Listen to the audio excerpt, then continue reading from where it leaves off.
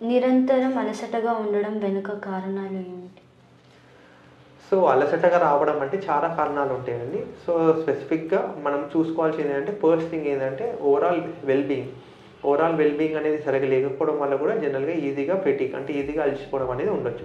Second thing ఏమన్నా blood అనేది తక్కువ ఉండడం వల్ల అనీమియా అంటారు దాన్ని జనరల్‌గా. ఉమెన్‌లో చాలా కామన్‌గా ఉంటదండి. సో అనీమియా ఉండడం వల్ల కూడా ఇట్లా ఊరికే కొద్దిగా పని చేసినా అలసటలాగా రావడం అనేది ఉండొచ్చు.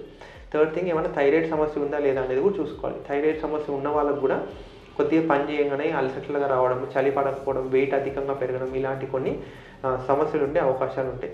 ఫోర్త్ థింగ్ ఏంటంటే ఏమైనా కిడ్నీ సమస్య ఉన్నదా లేదా అనేది కూడా చూసుకోవాలి. కిడ్నీ పనితీరు లేని వాళ్ళకి ఏంటంటే వాళ్ళలో రక్త శాతం తక్కువ ఉంటుంది. సో వీళ్ళలో ఏంటంటే ఊరికే అలసటలాగా ఉండడం అనేది కూడా ఉండొచ్చు. లాస్ట్‌లో ఏంటంటే ఒకవేళ హార్ట్ ఇబ్బంది ఉన్నదనుకోండి, హార్ట్ సమస్య ఉన్న వాళ్ళకి కూడా బ్లడ్ సర్క్యులేషన్ అనేది సరిగ్గా ఉండదు. సో వీళ్ళలో ఊరికే ఆయాసం రావడము, అలసటలాగా ఉండడం అనేది జరగవచ్చు.